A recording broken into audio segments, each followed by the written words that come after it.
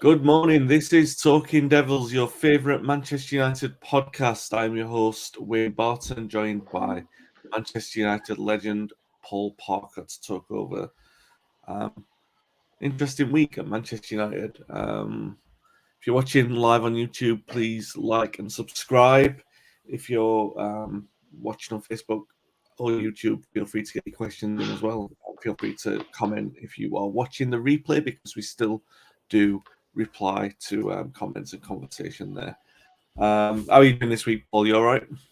Yeah, I've been fine. Thank you very much, Wayne. Good stuff. Before we begin, just want to do a little note. Last night, obviously, Cristiano Ronaldo announced that. Sorry, I got that in my head because it was in the Metro or something that he announced it, and announced is the wrong way to say it. He shared the news that his partner, who had given birth to twins, sadly their baby boy passed away, which is absolutely tragic, and obviously our condolences and wishes go out to Cristiano and his partner and their family as well. Um, very just terrible news and traumatic. One of the worst experiences anyone can go through. One of those experiences that transcends football. It's an equalizer of celebrity and finance. It's just a terrible, terrible thing. So our best wishes obviously go to them. Tyler with an early comment, he says, "Hi lads, good morning, Tyler. Hope you're doing well." All right, Ronaldo's going to be someone that we are talking about anyway to kick off. Paul, United 3, Norwich 2. I don't really know where to start with this because it's very surreal atmosphere around Old Trafford on Saturday. Obviously, you had the protests, which was involving the supporters who came in 17 minutes after the kickoff. And obviously, because Old Trafford's such a vast stadium, there were pockets of fans missing. Obviously, they missed the first goal from Ronaldo. But when they all came in the 17th minute, it was like, because all the entrances are spaced around the stadium, we didn't have the sort of flood effects that you would imagine, apart from the TRA section next to Stretford End, obviously, because a lot more people were from the TRA who were in the protest. They came through there, and it obviously filled up there a lot more than the other areas. So, there was that. Really, as things tend to do with United, other things happened in the game and overtook that as the headlines. United were 2-0 up, coasting, and then Norwich inexplicably came back into the game. I really don't know where to begin with that because, this is literally Manchester United in a nutshell. They're 2-0 up against the worst team in the league, and we've talked about lows and lows and lows throughout the last few years, but to capitulate the way that they did and have Norwich for large periods of the second half look like they were going to win on the counter attack. That is exactly United in a nutshell. 2-0 up, throw it away, and this proud record. And I know football didn't start with the Premier League, but the record is there nonetheless that you were part of from day one. United have never lost a game at Old Trafford when they're in front at half time. It looked like that was going to be endangered to be in basically the worst league against one of the worst teams. And it was only this Ronaldo exceptional moment of magic close to the end, which gets the points, and then you have all the Pogba kerfuffle after it, and the strange substitutions again, which had the journeymen coming on and none of the young kids when you thought this might be a good chance to play them. I know we've talked about perhaps it's not the best time to bring them in. Bit of a mess of a game, Paul. And really, it's one of those things like, what else do you expect at this point? Obviously, that's the kind of thing that we're going to expect from Manchester United. But even so, finding a new way to disappoint us against a very bad Norwich team is just, what is there to say? It was dreadful, wasn't it? Yeah, I don't think anybody was surprised, really, to be perfectly honest. Yes, I think everyone expected Manchester United to beat Norwich, but what they actually witnessed didn't surprise a lot of people because of the way they've been playing the season. They haven't extended themselves physically. They haven't shown any form at all, any hint that they can get back to some kind of Manchester United way of dominating the game. Players, the individuals getting people off their seat. That it hasn't happened for a season. There hasn't really been one bright game this season where you can actually say, I wish it was like that. I wish we'd have done that and carried it on, because it just hasn't. The change of manager hasn't really added anything. To be honest, really, it's never had the injection that happens to a lot of teams when they change managers. That kind of straight away the players react and everyone wants to show off. We can do this, and you're questioning players' mentality when they go and do things. That hasn't happened. So straight away you just know that they really, really don't care. The manager can't do anything. I've said it 1,000 times, man. He cannot do anything because he's not a manager. He's just there. He's a bloke who's just come in just to see him in the mornings when they train, say well done, and then they go home. He's got no control over him. He can't discipline them because they would laugh at him, the majority of them. They wouldn't really listen. If he says anything nasty to them, they're not going to go home and think about it, knowing are they going to play the next game or anything like that, because they don't, because they know in a certain way they're going to play, and they don't really care. And when you've got players who are leaving the club, and fair play to the likes of maybe Matic and Mata. I mean, the way they've been very professional in the way they've conducted themselves, but still, surely they know themselves. What are they playing for? Why are they playing? When in most clubs going in that direction, you wouldn't expect to see them, and I don't think the fans would turn against them because their contracts are running out. I think they'll be appreciated for what they've done before, but you're putting them on, and I can only imagine what kind of effect that had when Matic comes on, with everyone in the stadium kind of being a little bit bemused about why that substitute, why was it needed, why wasn't there maybe someone coming on who's in contract still, or maybe even someone younger, just to give them a little run out there, just to maybe lighten it and take the pressure away when a young player comes on, because the real fans do not want anything to upset a young player. They want it right for it to come on, so we can go forward. So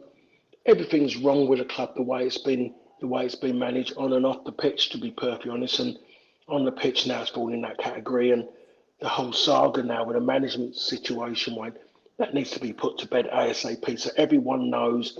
The press can stop writing down.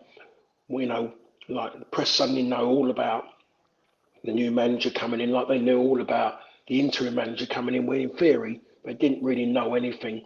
If some of them aren't embellishing it, all they're doing is just adding a few, just taking a punt really on who he wants and this and that. And as you know, I think there's a good chance this is just going to be another story on the Magic Roundabout. Yeah. I mean, there was some magic from Ronaldo. Obviously, his first two finishes, Alanga doing really well for the first one, and the second a good head from a corner. But it's the third one that's got everyone talking. The free kick, which was a really great strike. And I mean, people have sort of talked about Ronaldo over the season. We've had this conversation, and it didn't appear to be a signing that Ole had sort of gone out and said we definitely need Ronaldo. It was an opportunistic signing given to him. You could say it's upset the apple cart or whatever, but you've got this world-class striker or formerly world-class striker.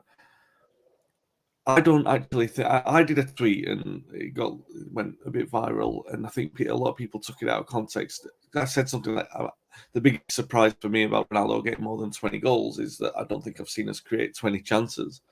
And everyone's like, we created 20 chances against Watford and then 20 chances against Middlesbrough. I'm like, well, did you watch them games? And yeah, all right, we have created chances and we have been wasteful. Obviously, I was being facetious. There's a very obvious fact there. We've created a lot more than 20 chances. But the service, and Ronaldo has missed his fair share of chances as well, but the service hasn't generally been great. We're not a really good chance creating side apart from one or two players. And, have they been informed they've been hit and miss this season? I think I read that Bruno's got 6 assists or something, which isn't really great. Sancho has been fits and starts. So for Ronaldo to have done what he's done and a couple of hat-tricks in recent weeks, I mean, he kept us in the Champions League with the late winners, and they seem to be having a point to prove there. And it's fair to say, Paul, that if there's one player who's determined to get us into the Champions League next season, however improbable it looks, it's Ronaldo, right? Because I mean, in a sea of dross, he was exceptional again on Saturday. Yeah, I mean, it's his personal ambition, to be honest, really, that's carrying through. He wants to play in another one. I don't know if it means there's a record there or something if he does play in another one, but he's desperate to play in another one to score more goals as well in the tournament. That is, if he's still at Manchester United. And again, this is what you're reading, what the press are writing. They're virtually saying that the supposed incoming manager has got no interest in keeping him. So so you don't know if he's going to be there. If he didn't keep him, I don't think it would surprise a lot of people. I think people then would believe that they're going to step forward and go and really go out and bring in a different centre forward and really going to make a change. So that could be a positive on that side. But when they have given him the opportunities to score goals, he's scored goals. And like you just mentioned there, you said it all there. Manchester United are not a creative team. I never thought I'd actually ever say that, ever, or even think about it. And it's happened. It's slowly happened over the last couple of seasons, even under Ollie, when there was on this, when there was, this supposed great away run.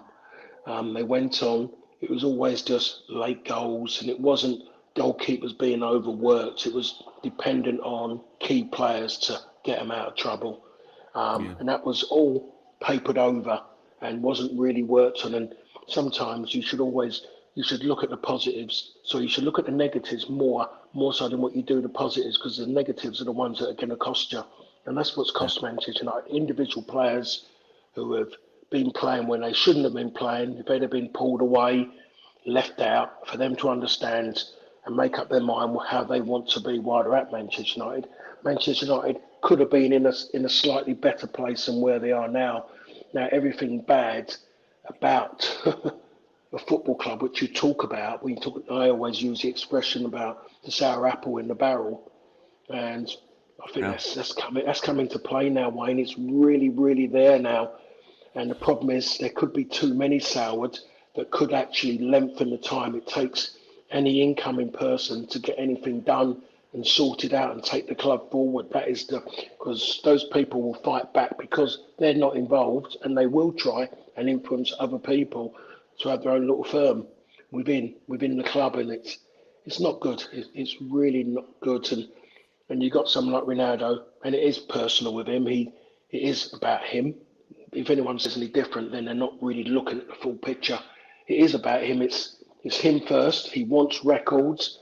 He wants to, but he needs all the others to help him get to those bits. So that's where the team side of it comes on. So it is important in this moment in time that they feed him. Because he's the only one. He's the only one who's going to score goals, Wayne. At this moment in time, you can't look at anyone else or depend on anyone else. You can depend on others to try and create and to huff and puff, but they're minimal. Those kind of players, the ones you can rely on to get United over the line. And I've been saying it. When I look at it, I think when you're Arsenal, you're Tottenham, you're Manchester United, those three should get together and say, "I'll tell you what, we give full spot to West Ham because we don't deserve it as a so-called big club." That's what they should do. Those three clubs should be really, really embarrassed. And to be honest, the media should be embarrassed as well by the way they've conducted themselves with Tottenham, especially the way when they win a couple of games, they want to throw them up in the air. They're this, they're that. Harry Kane's this. Everything's fantastic in the garden. And all of a sudden, you saw at the weekend, they get totally outplayed by Brighton. The only thing that saved Spurs an embarrassment was the fact of Brighton's biggest weakness is they don't kill teams off. Yeah. It's definitely been a case of falling over. Teams falling over in that race for fourth. A couple of comments coming in from the Red Angle. Morning, guys. Morning. Hope you're well. Simon Bennett says, "I'm confident of a good result today." We'll get into that in a moment. You're more confident than I am. I'll tell you that for sure. If you're watching, do feel free to join in the comment section. It's great to have the conversation. Paul, you talked about sour apples. Well, before we actually get onto that, let's a word of praise for the hat-trick goal, because I mean, Ronaldo's free kick is exceptional when he takes it. What I really like about Ronaldo's thing, and it's funny because I ended up watching a compilation video because my nephew was up and he loves Ronaldo, so he was watching best Ronaldo goals. He's got a really good way of taking the free kicks over to the side where you would expect the goalkeeper to cover it, and that's what he did on Saturday. The technique is fantastic, and it was a great goal, wasn't it, Paul? I mean, he scored the top 2 goals of the month last month, and this is probably going to be United's best goal this month as well. Yeah, without a doubt. I will say though, I mean, you talked about about the free kick. You talk about the technique. We do know that he has hit more walls, but than an actual crane carrying something and demolish a brick wall. He is. The last time, I don't know when the last time he scored a free kick. I don't even know the last time he's hit a post, hit a bar, or he's hit walls. He's had a terrible time over the years with his free kicks, and one's coming to fruition for the first time in a long, long time. By the way, they're fantastic, but as you could say, he has been a little bit more of a miss than a hit with his free kicks of late, and it needed something, because if he wasn't going to score, who was going to score? So Yeah. I wouldn't want to imagine the scenes if I'd have drawn that game 2-2. Well, thankfully, we did not. One little note, which I was quick to send you a message about afterwards, was Jeremy Goss was interviewed for the match programme, and it was clear that the people interviewing him had put the loaded questions, leading questions in, like, oh, what was it like to play against Robson and Cantona and Giggs and stuff like that. But he made a point of mentioning you. You were the first one that he clearly made a point of mentioning, although he was a bit generous in his assessment of how versatile you were. I know that you played in a couple of positions, but he had you down as someone who played at left back and in defensive midfield as well, and I can't really remember you rocking up in those positions, Paul. I'm sure you could have played them comfortably, but nice of him to do that, though, wasn't it, Jeremy? And obviously anyone of a certain age, I mean, my age, 40, will remember Jeremy Goss scoring this absolutely world-class volley for Norwich against Bayern Munich, probably their most famous result of all time. And by all accounts, Jeremy is a lifelong United fan as well. So nice of him to take a moment and actually praise the real unsung hero of that team, Paul Pogba. Have you got your telephone number? I'll ring him up. I thank him personally. No, it's always good to be mentioned by fellow pros. But he was a very, very good player, and in that season as well, at 92, 93, Norwich were a good side. I mean, you remember that, Wayne. They were very, very good. They played, talk about now in the football that people play. There was a lot of sides who played good, wanted to play good football. Norwich was definitely up there. They were never looking to smash it from one end to the other. They always played. They had Ian Crook in midfield as well, who was a very, very good footballer as well. So they were decent. They gave us a good run for the money that season, them and Aston Villa in a certain way. But Norwich were the surprise team, and they wasn't far away at one point. I mean, when we beat them in that game at Carrow Road, if they had taken 3 points from us at that time, that was them definitely in the mix. I think that was the one that I think they were top. They were top going into that game. Yeah. I think that mentally took the wind out of them. If they could have just beaten United at Carrow Road, the place would have been jumping, and then they would have really believed that Norwich were going to win the top division. And at that given time, it would have been maybe bigger than Leicester City winning the Premier League, in my opinion. If Norwich had won that league, won the league at that given time. Paul, talk to me about that. I mean, before we move on, so I like to reminisce. You'd been at United for like 18, 19, 20 months at that point, and obviously you played well. You'd won. You came into a side that won the Cup Winners' Cup. Working with Clayton Blackmore, he always says that he felt for a period United, the squad felt that they were the best team in Europe on account of winning Red Star Belgrade, but definitely felt like the best team in the league, even when Leeds Leeds won the title, there was a general consensus, all right, well, they got a bit lucky because United's fixture pile up and everything like that. But it wasn't really until that Norwich game, and after, so Cantona had been there for a few months, everything clicked into gear, didn't it? I mean, that was the first time you played against Coventry. I remember there was a game against Coventry, which was probably the best Ferguson performance up until that point, where we won 5-0. I think it was Boxing Day. And then a few days later, when you scored that world-class goal against Spurs, that was another great performance where everyone remembers for the Cantona assist to Irwin. And those were great performances. But the Norwich one, where Cantona, it was a one-touch football, the speed of the play, the way that everyone was in sync with each other, the way that everyone sort of seemed to be in tune to the idea of either get the ball wide or get the ball to Cantona where he would exploit an offside trap, because Norwich in particular on that evening, but other teams were doing it as well, they were pressing high. And obviously we had Kanchelskis, Giggs and Sharp. What was it like? Because you're stood back in a really good position to watch this happening. The kind of defender's nightmare, wasn't it? Because they had attacked from every single angle. What was it like when you're playing in it? Is it get the ball to Eric, or is it get the ball as like down the right to Andre as quickly as possible? And we was always told by the boss, if Eric asks for the ball, you give it to him.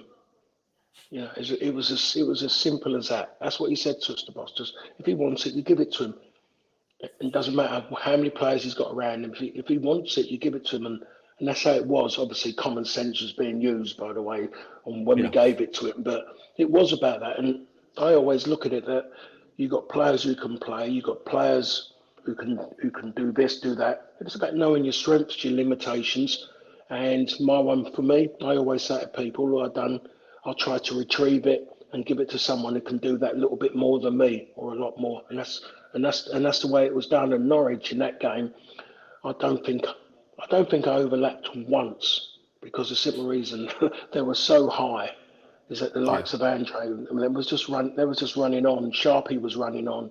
They left so much space in behind, and they didn't have the quickest centre halves, and there was so much space to run in behind, and and Eric, once Eric got going, he was quick as anybody. Him and Big Pete, if you put them, those two, you put them on a football pitch and you run, from box to box, those two would be in the front. Those two plus Pally would be in the front three.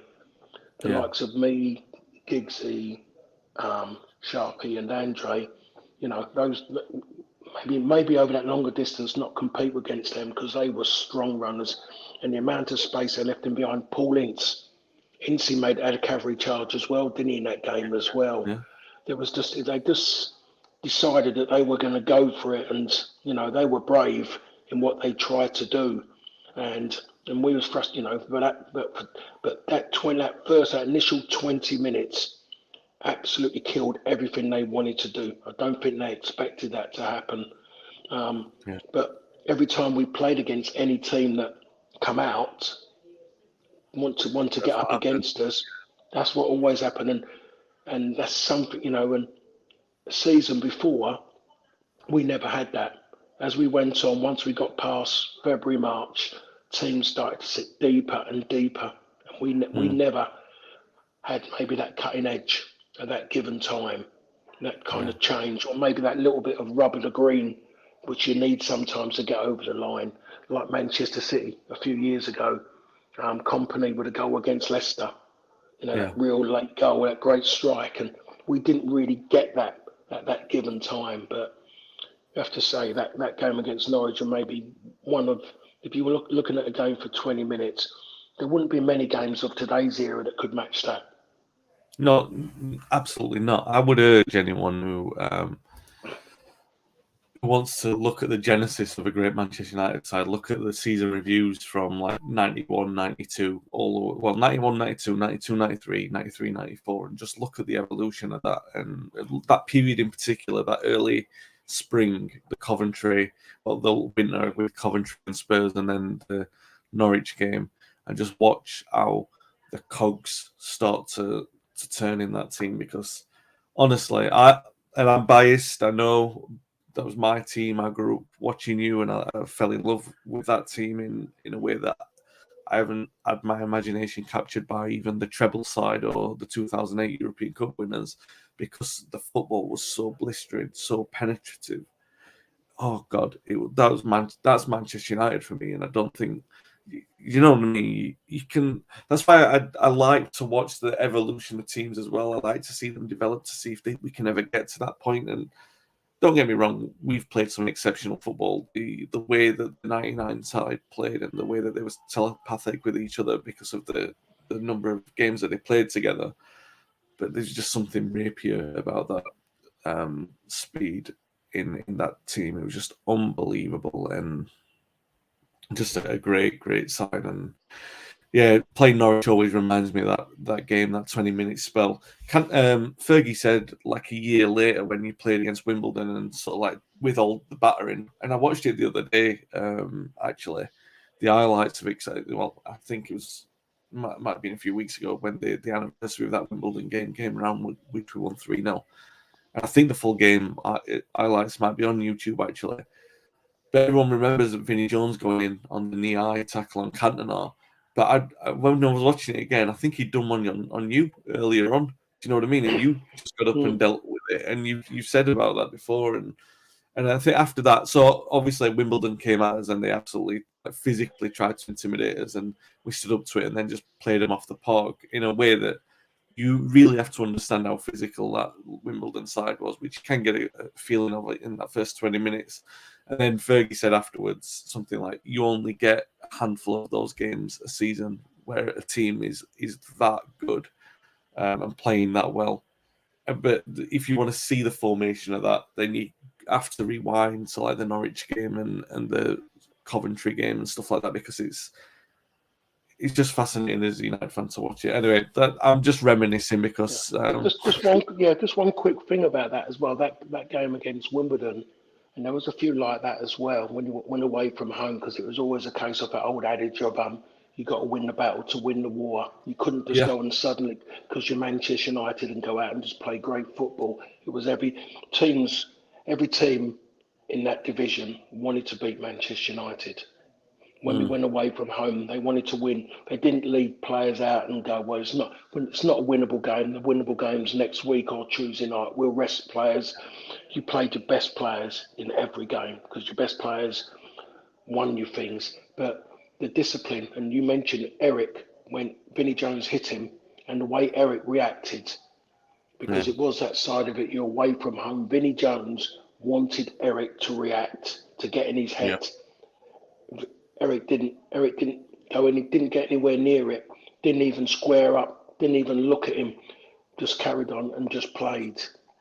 So we're talking about discipline. I look at today's football and discipline. You have to be stronger discipline-wise now than what you do today, because the challenges aren't like they are. And the one thing about it is that Eric could have rolled around that floor, and there's a chance that Vinny might have got some, worse happen to him than what did. I don't think he even got a yellow card, did he? But I'm not sure if he did. No, but there was none of that. None of that went around. People just majority didn't really want to go that way. So that's another big difference in yesteryear's game compared to today. The ball was in play in a lot more minutes because we wanted to play, not stop-start.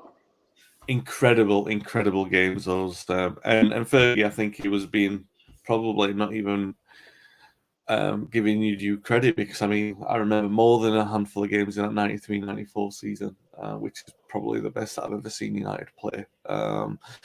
Let's done reminiscing. One thing that we didn't cover from the Norwich game, Paul Pogba. Obviously, he had a dreadful cameo against Everton. That was very much fresh in the mind when he played against Norwich, coasting through the game like he normally does. Very sloppy. A couple of good passes which Pogba can do, but you're getting bullied or outplayed by Norwich's midfield at Old Trafford. That's the lowest bar. I mean, I can remember, was it Cardiff that we played against in the final game of the season a few years ago, and he got sent off because he was getting embarrassed by them. Cardiff, and it happened again against Norwich. He was eventually brought off. Old Trafford. I've never seen this before.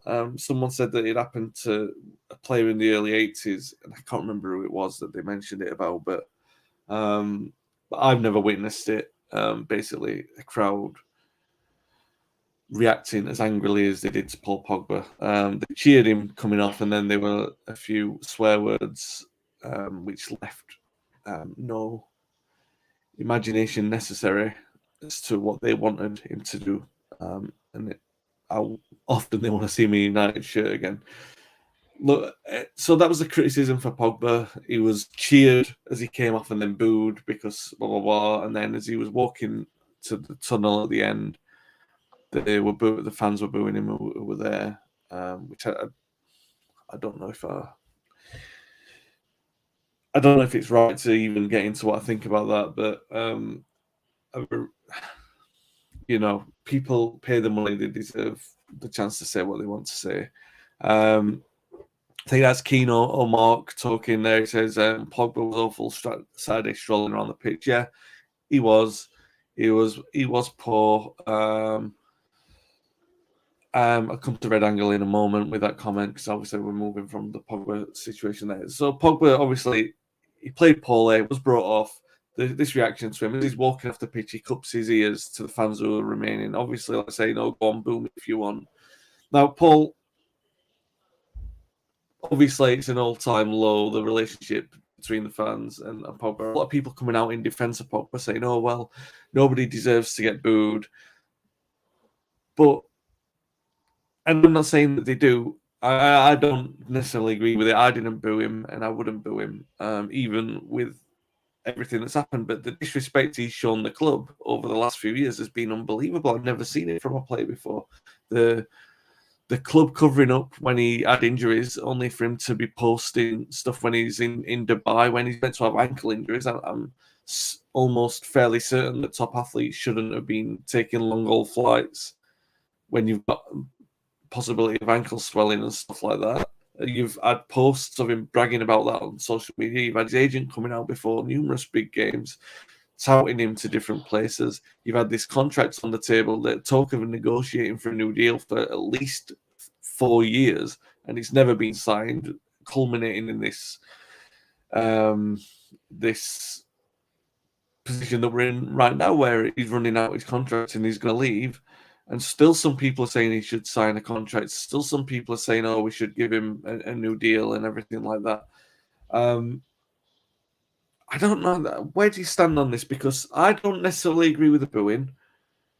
I think that Pogba, as much of a right to retaliate. If you know, I'm not necessarily upset that he cupped his ears, but I'm upset that he showed the lack of dignity to do it. Yeah, all right, he got booed and people showing the frustration, but they're showing the frustration because last week at Everton, he came on when we were losing, and he clearly didn't care. He got booked for a needless tackle. And then he tried to. It was only the fact that he knew how it would look when he went to physically punch the ball away that he decided, "Oh, I'm not going to do that because I know it'll look obvious I'm going to get sent off." He just didn't care. He doesn't care, and I just don't. I don't know, Paul. Where do you stand? We've talked about Pogba so many times on this podcast, and it's now reaching the end game. And I'm so looking forward to never having to talk about him again. But we have to because this is like a headline thing. He's basically responding to the fans. He's like, "Oh, boo me, blah blah blah," and all that sort of stuff. Where do you stand on that? I find it disrespectful, but I appreciate that he has the right to respond if people are being negative to him. I'm not throwing him under the bus for that. I just think flipping it. Just if anything sums up this absolute catastrophe of a signing, that on Saturday was it. Well, I look at it when people come out. I don't know. It's this new age people about people being booed, and people want to be offended for other people. At the end of the day, you get on with it. You sometimes, you get what you deserve in the end. And I look at the way he's gone, and the thing is a lack of effort. People can relate to, in a certain way, bad games. Someone has an awful game. You're a human being. You are going to make mistakes. It's going to happen. But the one thing is that you can control, which you've got the biggest involvement in, is wanting to work hard and he hasn't shown that at all. Yeah. People want to boo. I believe it's a horrible place to be in. I would say I've never had direct booing at me for any, but I've had a few things thrown at me. I won't bother telling you what they are. I think you know that one. Um, but you get on with it. Did I ever react in a negative manner towards those people? No, I didn't give them for me to react that way. I would smile. Um, you might shrug your shoulders, but to say people are wrong to boo, I think it's wrong to actually say that because people pay money and all they want to Yeah. do is see people work hard. You got children, you're looking at Pogba's his big name. You go there with your kids and they're watching and they might come and say, but he doesn't run around, Dad. He's not running around. He doesn't look bothered. Things like that. So it's Yeah. not a good show out that way as well. I look at his contract situation. I would say back to Sir Alex Ferguson. He offers a contract and he won't give a decision. You take it back Yeah. because that means straight away you've lost something. He doesn't really want to be there. He wants to think about it. You ask what you got to think about. If he can come back with something positive for you to say, okay, you can have this amount of time if that's the issue, then fine.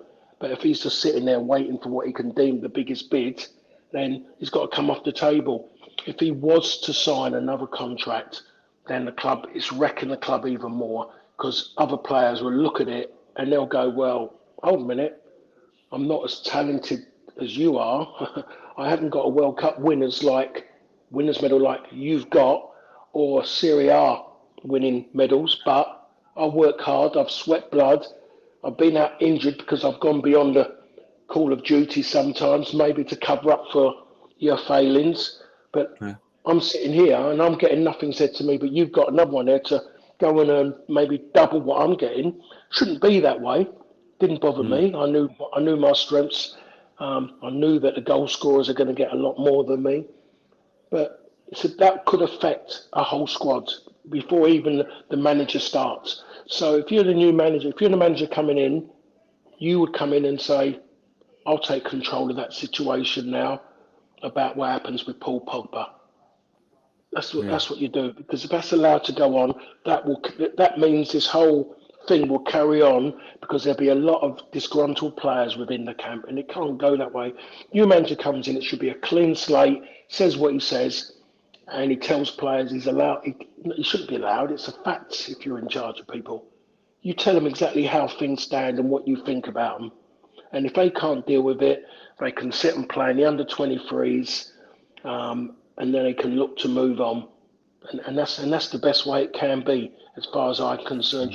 Paul Pogba, and I defended him during that time, the way Mourinho was talking about him. If Jose Mourinho had been a little bit more, was going to look for him, be more professional as a manager and how he dealt with what he saw as a bad egg, then maybe I would have gone more with him. But the way he wanted to shout him down, embarrass him all the time, you can't do things like that. You can't do it that way, especially when you're meant to be this big name manager. It doesn't work. But Paul Pogba this time hasn't helped himself.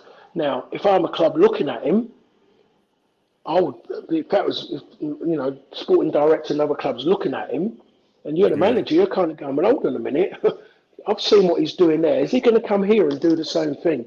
If you're players and he comes into your club, you're going to think, hold on a minute. I've watched you playing for Manchester United. You haven't bothered. So if you Yeah. come here and you're going great, what about when things during the bad times? What are you going to be like then? Are you just going to shut down and walk about? And when people have a go at you, you're going to turn around and disrespect the fans as such, or a couple of years, are you going to react to it?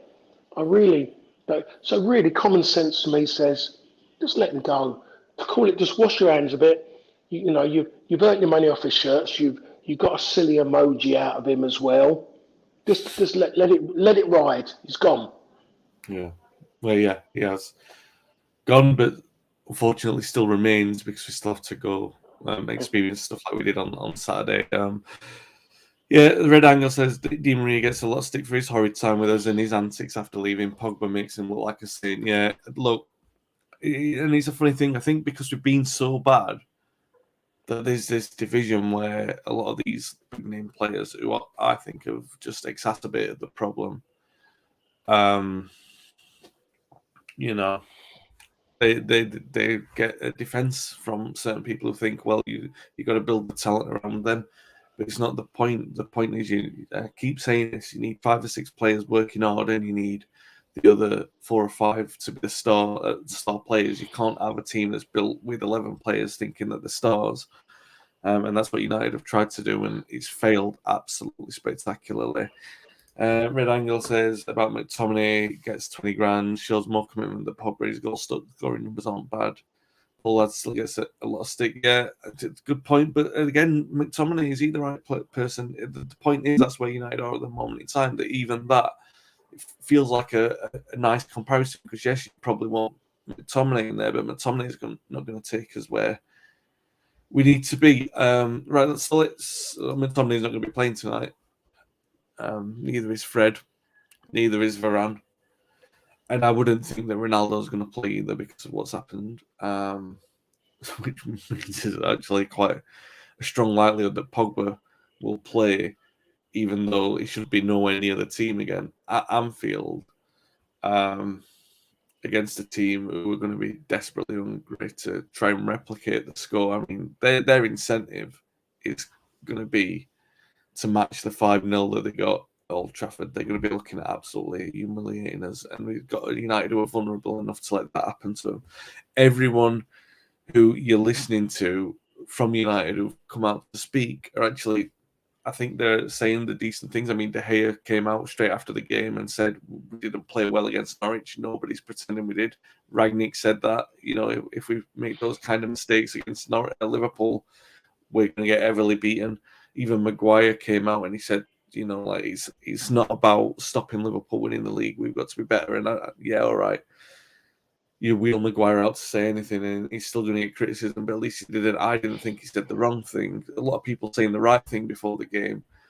But Paul, we've been here so many times against Watford, where they had the return game from the humiliation at Vicarage Road. They didn't show any kind of character to say we want to right that wrong. And Watford were a team easy enough for them to be able to do that if they'd have shown the character to do that. Against City, they were obviously as demoralised as they were at Old Trafford. So I don't personally hold a lot of optimism for tonight. It's a massive game for this United side. It's going to be, the way that we look at this season, obviously we've got Chelsea and Arsenal coming up in the next couple of games as well. It's going to be a definitive week, and we'll talk about that in a moment. But in terms of the Liverpool one, it's kind of like, really, because there's no cup final, there's no semi-final, there's nothing for this season. So this is going to be the last big statement of this Manchester United side. And really, if there's anything that we know about that, they'll probably fail to deliver in a spectacular way, right? I mean, that's what all the ingredients, everything. I don't want to be the forecaster of doom or anything, but the way that everything is sort of set up, the way that we know that they deliver on the underwhelming things that they promised, that's kind of what we're expecting, right? Nobody's expecting this to be a good night for Manchester United.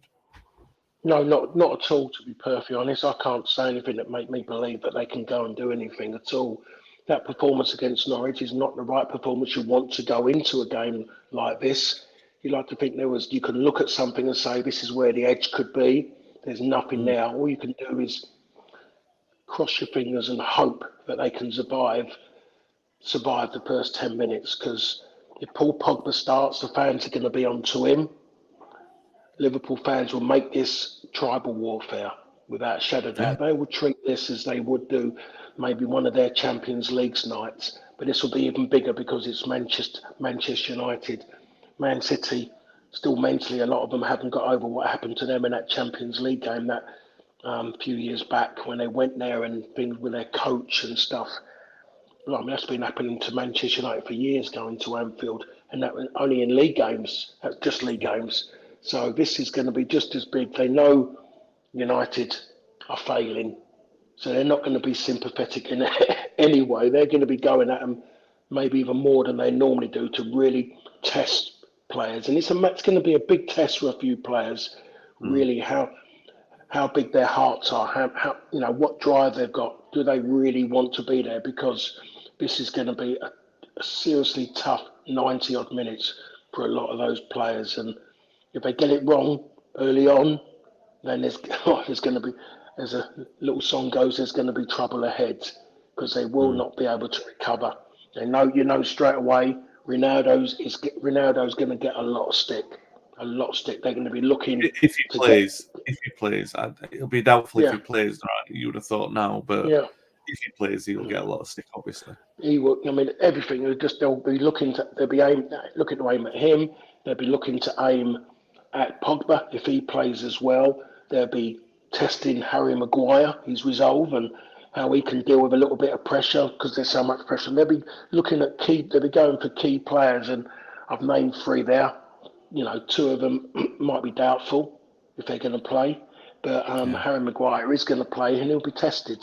They'll be looking, and that movement around him when you're talking Diaz, could be Diaz, it could be Jota, Firmino dropping off, so he's got no one to go up against Harry Maguire. It's going to be a testing time. But if they could just even get a point, what a bonus that would be. What an absolute bonus if they were to walk away with a point. But doesn't matter how much I think most people, like yourself, Wayne, who love Manchester United, there can't be anyone believing 100% that United can go there and nick something, because if you're looking at everything in life, you're looking at form, you're looking at everything to suggest how they can. There's nothing there. You're looking for individuals. There isn't really an individual. You're looking collectively. You're going, no, because they've been disjointed all season. So I can't see where it's going to come from. I'm working on a game tonight.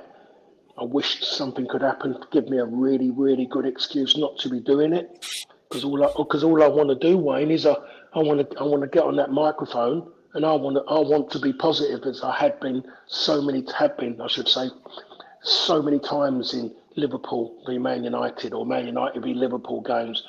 I think this is the first time where I'm worried that I'm going to come across as negative, too negative from the off. No, it is what it is. Red Angle says clutching on straws, but hopefully this could be the start of a team finally getting together. Yeah, but when does that start? It starts after this, right? Because, I mean, I think that's probably why they're delaying the announcement of the Ten Hag thing. They want to get all the horrendous results out of the way. They don't want it to start, obviously he's not in charge, but they don't want it to start with a blemish or anything like that. They want to just get all the sort of hiccups out of the way.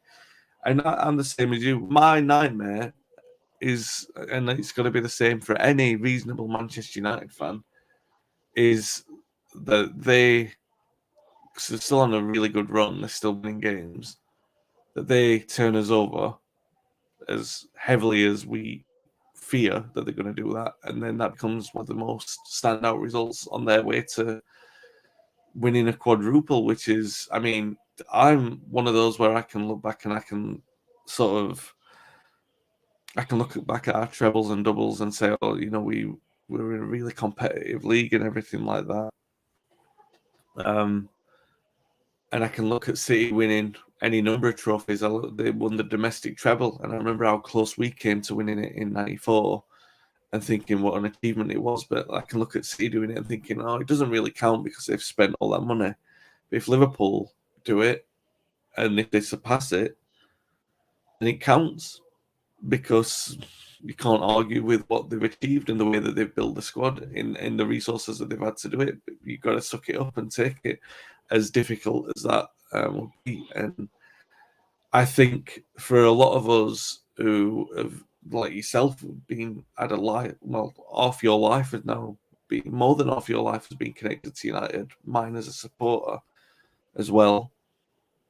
I just think everything that you as a player, the things that you achieved, the period that you played in, the things that you were setting in place, for the future generation of that, you were building those first blocks of the comeback of was winning the titles to get to 20 titles and to become the most successful team in England. You were a part of that process, and I witnessed it all as a fan, and I just now watching everything that it's just a weird thing. Like, I'm looking at these 11 players who are going to be on the pitch tonight, and they're not going to get that. Even De Gea, even if he played Ronaldo, the two players that I would always hold free of accusing them of low standards, even Varane on that score. But I look at these 11 players who are going to play for us, and they're not going to know all this. They're not going to think of this historical perspective of what it means if they lay down like they did in October, and relay what laying down in October meant for where they are now, because it gave them the confidence to go on and play like what they did. And that's my big fear with this United team, is that they're just not going to really get it, and it's so important. I mean, I don't want to be one of those clubs. I never want us to be one of those clubs who go, like become like, oh, you remember, like, there's been plenty of teams like that over the year who just turn up for the big game, and because it becomes somebody else's cup final. United are always meant to be the cup final team who everyone treats, like you were saying earlier about Wimbledon and all the teams, they treat United that way. But they've got to do it for themselves tonight. It becomes a bigger thing because of that, because of what it represents in the long term, in a historical rivalry. And if they don't, then there's no way back. There isn't anyway. There's no way back for these players, but at least have something. At least do something, because, yeah. Well, anyway, so we're going to follow that, Paul, very quickly. Arsenal, we're going to be talking about them next week. So United going to Anfield. Yes, if we lose, and if we lose ever late, it might be damaging to the Champions League hopes. But the way that this league has gone, if we win at Arsenal at the weekend, then it's back not in our hands, but we're back in with a chance again, especially if we get a good result tonight and then do well against Arsenal. And I said this at the weekend, like, United win and Arsenal lose and Spurs lose, like you said, deservedly so, Spurs lost.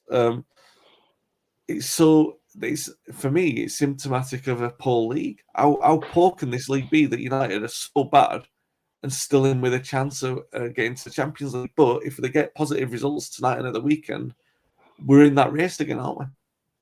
Yeah, I mean that's how mad it is, really. Three so-called Super Six. Three of the teams in the led Super Six are poor this season. The only way for them is to go up. So Yeah. anybody, if the likes of West Ham, if they're going to grab anything, it's got to be this season, because there might not be another chance. But Yeah. top Arsenal, we saw a few weeks back, the press were going mad about them. Arteta this, Arteta that.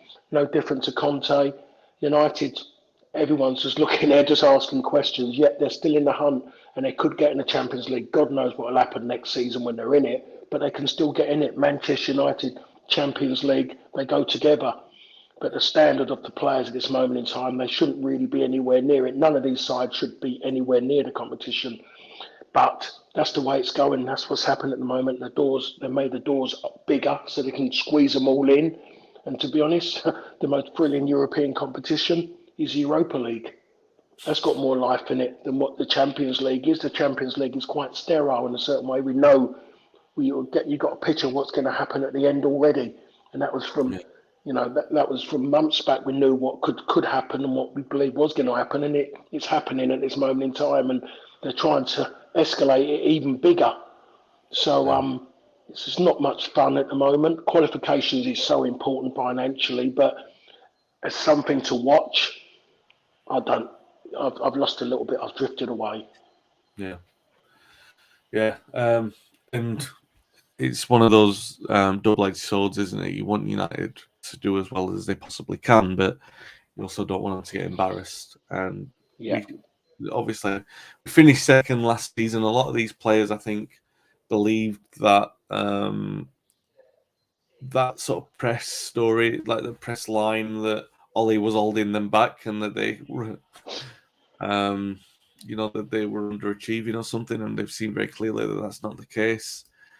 Ajmal Cosman says, nice to catch this show live. Ajmal, is it? I hope that I've pronounced that right, mate. Thanks for your support, by the way, on social media. Good for you to good for you to catch it live as well. Good friend of the show, and always leaves good comments as well. Look, it's nice for United to achieve. We don't want us to get embarrassed, and I think a lot of these players felt that they were better than what they are. They felt that Ollie was holding them back, and they've sort of seen that that's not the case, even though Ollie was out of his depth. And I don't know. It's a very strange week for United. This that do we want? It's almost like do you want to be in a position where you're going for the Europa League? Do you know what I mean? Are we better to finish 5th than 4th or 6th? Do you know what I mean? You don't want to be in the graveyard league. You don't want to be in the Conference League, but the Europa League, United standard, they might have a chance of doing something in there if they are in it. And you want United to be in European football or just free of it completely, because the embarrassment. A lot of people say that United being in European football, even if it's a Conference League, that's what United are supposed to do. I dread the idea of United being in this Conference League and then the club building it up to be something big, when it's just a thing. It's a definitive week anyway for this season, and we've said that many times. But we will be back next week to talk about Arsenal and Liverpool, or maybe we'll just talk about one of them, or maybe even neither of them if they're that bad. Maybe we'll just talk about history again, because I enjoyed doing that. It's the most enjoyable part of the show today, looking back at the Norwich game from '93. Adral says it's 5 a.m. here in cold Canada. It's actually warm in Manchester, would you believe it? So I'll be going out to enjoy the rest of this day. Crucial week for United. If you've enjoyed the show, please give us a like and subscribe. Social media, really appreciate that, and review if you're listening back on the audio one as well.